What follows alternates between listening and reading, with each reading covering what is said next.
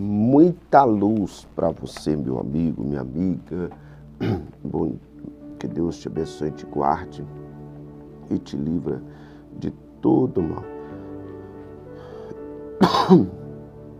Que as bênçãos do Senhor te sigam onde quer que você esteja. Chegamos aqui mais uma noite da leitura da Palavra de Deus, meditando na Escritura Sagrada.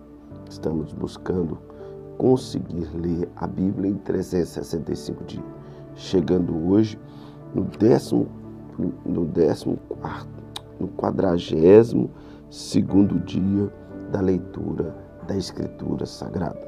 Hoje nós vamos ler Hebreus 8, nós vamos ler Êxodo capítulo de número 5 e 6 e vamos ler Provérbios capítulo 1, saindo do Salmo e vindo para o livro de Provérbios capítulo de número 1. Vamos então à meditação da Escritura? Diz assim: o sumo sacerdote de uma nova aliança. O mais importante do que estamos tratando, o que temos um sumo sacerdote como esse, o qual se assentou à direita do trono da majestade nos céus, serve no santuário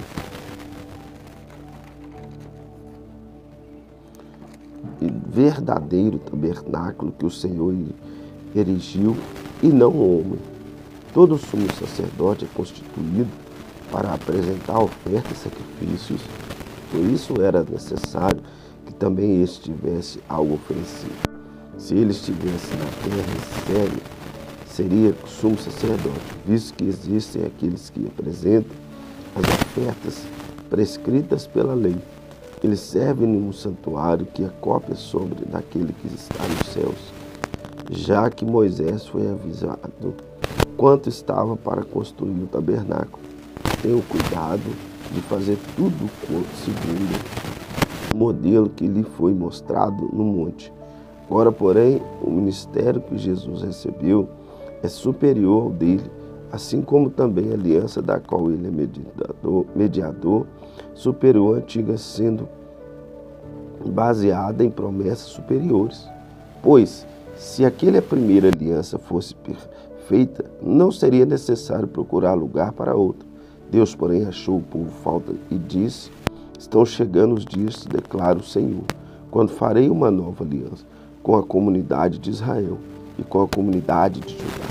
Não será como a aliança que fiz com os seus antepassados, quando os tomei pela mão para tirá-los do Egito, visto que eles não permaneceram fiéis à minha aliança. Eu me afastei deles, diz o Senhor. Esta é a aliança que farei com a comunidade de Israel. Depois daqueles dias, declara o Senhor, porei minhas leis em sua mente e as escreverei em seu coração. Serei o seu Deus e eles serão o meu povo. Ninguém mais ensina o seu próximo, nem o seu irmão, dizendo: conheça o Senhor, porque todos eles lhe conhecerão, desde o menor até o maior, porque eu lhes perdoarei a maldade e não me lembrarei mais dos seus pecados. Chamando nova aliança, ele tornou a antiguidade a primeira, e o que se torna antigo, envelhecido, está a ponto de desaparecer. Êxodo, capítulo de número 5 e capítulo de número 6. Faraó aumenta a opressão. Depois disso, Moisés e Arão foram falar com Faraó e disseram: assim diz o Senhor, Deus de Israel, deixe o meu povo ir para celebrar-me uma festa no deserto. Faraó respondeu: quem é o Senhor para que eu lhe obedeça e deixe Israel sair? Não conheço o Senhor e não deixarei Israel sair. Eles insistiram: o Deus de Hebreus veio ao nosso encontro. Agora permita-nos caminhar 3 dias no deserto para oferecer sacrifício ao Senhor nosso Deus. Caso contrário, ele nos atingirá com pragas ou com espada.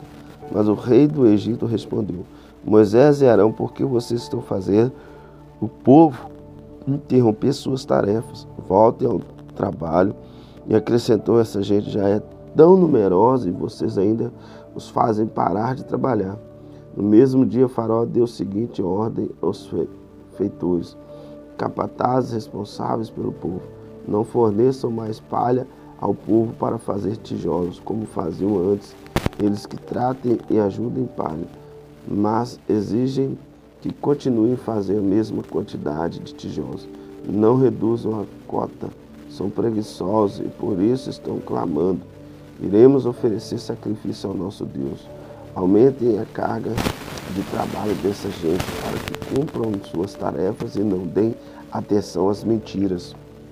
Os feitores e os capatazes foram dizer ao povo: assim diz o faraó, já não lhes darei palhas, sairão, recolham-na aonde puderem. Oxalá, pois, o trabalho de vocês em nada será reduzido. O povo então espalhou-se por todo o Egito, a fim de juntar restolho em lugar de palha. Enquanto isso, os feitores pressionavam, dizendo: completem as mesmas tarefas diárias que lhe foi exigida quando tinham palha. Os capatazes israelitas, indicados pelos feitores do faraó, eram espancados e interrogados: por que não completam então hoje a mesma cota de tijolos dos dias anteriores? Então os capatazes israelitas foram apelar para faraó: porque tratas os teus servos dessa maneira? Nós, teus servos, não recebem palha, e contudo nos dizem: façam tijolos, e os teus servos têm sido espancados, mas a culpa é do teu próprio povo. Respondeu o faraó: preguiçosos é o que vocês são, preguiçosos. Por isso andam dizendo: iremos oferecer sacrifício ao Senhor. Agora voltem ao trabalho, vocês não receberão palha alguma. Continuem a produzir a cota integral de tijolos. E os capatazes israelitas se viram em dificuldade quando lhes disseram que não poderiam reduzir a quantidade de tijolos exigida cada dia. Ao sair de presença de faraó, encontraram-se com Moisés e Arão, que estavam à espera deles, e disseram: o Senhor os examine e os julgue. Vocês atrairão o ódio do faraó e dos seus conselheiros.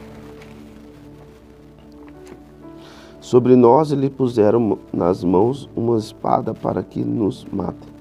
Deus anuncia a libertação. Moisés voltou-se para o Senhor e perguntou: Senhor, por que maltrataste este povo? Afinal, por que me enviaste? Desde que me dirige a faraó para falar em teu nome, ele tem maltratado esse povo e tu, tem modo algum, libertaste o teu povo. Então o Senhor disse a Moisés: agora você verá o que farei a faraó. Por minha mão poderosa ele os deixará ir. Por minha mão poderosa ele os expulsará do seu país. Disse Deus ainda a Moisés: eu sou o Senhor. Parecia Abraão, Isaque e Jacó como Deus Todo-Poderoso. Mas pelo meu nome, o Senhor, não me revelei a eles. Depois estabeleci com eles a minha aliança para dar-lhes terra de Canaã, terra onde viveram com estrangeiro. E agora ouvi o lamento dos israelitas e quem os egípcios mantém escravos, e lembrei-me da minha aliança. Por isso, diga aos israelitas: eu sou o Senhor, eu livrarei de trabalho imposto pelo egípcio, e os libertarei da escravidão, e resgatarei com braço forte e com poderosos atos de juízo. Eu os farei meu povo e serei Deus de você. Então vocês saberão que eu sou o Senhor, seu Deus, e que o livro do trabalho imposto pelos egípcios. E farei entrar na terra que com a mão levantada jurei que daria a Abraão, Isaque e Jacó. E eu darei a vocês como propriedade. Eu sou o Senhor. Moisés declarou isso aos israelitas, mas eles não lhe deram ouvido, por causa da angústia e da cruel escravidão que sofreu. Então o Senhor ordenou a Moisés: vá dizer a Faraó, rei do Egito, que deixe os israelitas saírem do país. Moisés, porém, disse na presença do Senhor: se os israelitas não dão ouvidos, como me ouvirão? Faraó ainda mais que não tenho facilidade para falar. Mas o Senhor ordenou a Moisés e Arão que lhe dissesse os israelitas a Faraó, rei do Egito, que tinham ordem para tirar o Egito dos israelitas. A genealogia de Moisés e Arão. Esses foram os chefes da família israelita. Os filhos de Ruben, filho do mais velho de Israel, foram Enoque, Palu, Eslon, Carmis. Esses foram os clãs de Ruben. Os filhos de Simeão foram Gemiel, Jamim, Oade, Jaquim, Joá, Saul, filho de uma cananeia. Esses foram os clãs de Simeão. Esses são os nomes dos filhos de Levi, por ordem de nascimento: Gerson, Coate, Merari. Levi viveu 137 anos. Os filhos de Gerson, conforme seus clãs, foram Libni e Simei. Os filhos de Coate foram Arão, Issá, Hebron, Uziel, Coate, viveu 133 anos. E os filhos de Marali foram Mali e Muzi. Esses foram os clãs de Levi por ordem de nascimento. Arão tomou por mulher sua tia Joquebede, que lhe deu à luz Arão e Moisés. Arão viveu 137 anos. Os filhos de Izar foram Cora, Nefeg e Zigri. Os filhos de Isuel foram Misael, Ezafá e Citri. Arão tomou por mulher Eliseu, filho de Aminadab, irmã de Naasson, e ela lhe deu à luz Nadab, Abiú, Eleazar e Tamar. Os filhos de Cora foram Assi, Elcana, Abiasaf. Esses foram os clãs dos Coraitas. Eleazar, filho de Arão, tomou por mulher uma filha, e Futiel ele lhe deu à luz Finéias. Esses foram os chefes das famílias dos levitas, conforme seus clãs. Pois estão Arão e este Moisés, que o Senhor disse: tire os israelitas do Egito, organizados segundo as suas divisões. Foram eles, Moisés e Arão, que falaram a Faraó, rei do Egito, a fim de tirarem os israelitas do Egito. Arão, porta-voz de Moisés. Ora, quando o Senhor falou com Moisés no Egito, disse-lhe: eu sou o Senhor. Diga a Faraó, rei do Egito, tudo o que eu lhe disser. Moisés, porém, perguntou ao Senhor: como Faraó me dará ouvido se não tenho facilidade para falar? Provérbios, capítulo de número 1. O propósito. Esses são os provérbios de Salomão, filho de Davi, rei de Israel. Eles ajudarão a experimentar a sabedoria, a disciplina, compreender as palavras que dão entendimento, a viver com disciplina e sensatez, fazendo o que é justo, direito e correto. Ajudarão a dar prudência aos inexperientes e conhecimento e bom senso aos jovens. Se os sábios lhes der ouvidos, aumentará seu conhecimento. E quem tem discernimento obterá orientação para compreender provérbios e parábolas, ditados e enigmas dos sábios. O temor do Senhor é o princípio do conhecimento, mas o insensato despreza a sabedoria e a disciplina, a advertência da sabedoria. Ouça, meu filho, a instrução de seu pai, e não despreze o ensino de sua mãe. Eles serão um enfeite para a sua cabeça, um adorno para o seu pescoço. Meu filho, se os maus tentarem seduzi-lo, nada seja. Me disserem: venha conosco e fiquem de tocaia para matar alguém. Vamos divertir-nos armado, emboscado, contra quem de nada suspeita. Vamos engoli-los vivos, como a sepultura engole os mortos. Vamos destruí-los inteiros, como são destruídos os que descem a cova. Encheremos todo tipo de objetos valiosos. Encheremos as nossas casas com os que roubamos. Junte-se ao nosso bando. Dividiremos em partes iguais tudo o que conseguimos. Meu filho, não vá pela vereda dessa gente. Afaste os pés do caminho que eles seguem, pois os pés deles correm para fazer o mal. Estão sempre prontos para derramar sangue. Assim como é inútil entender a rede de aves, observam. Também esses homens não percebem que fazem tocaias contra a própria vida. Armam emboscada contra eles mesmos. Tal é o caminho de todos os gananciosos. Quem assim procede de si mesmo se destrói. Convite da sabedoria. A sabedoria clama em alta voz nas ruas.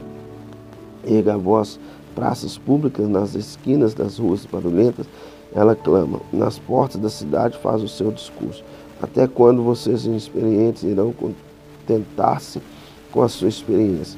Vocês zombadores, até quando terão prazer na zombaria? E vocês todos, até quando se usarão conhecimento? Se atacarem a minha repreensão, eu lhes darei um espírito de sabedoria. Lhes revelarei os meus pensamentos. Vocês, porém, rejeitaram o meu convite. Ninguém se importou quanto entendi minha mão, visto que desprezaram totalmente o meu conselho e não quiseram aceitar a minha repreensão.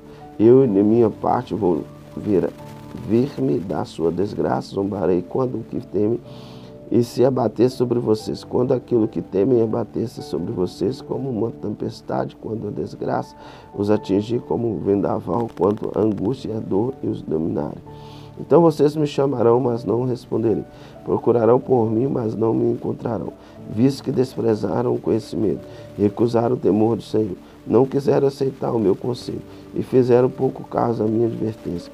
Comerão do fruto da sua conduta, se fartarão de suas próprias maquinações, pois a inconstância dos experientes os matará, e a falsa segurança dos tolos destruirá.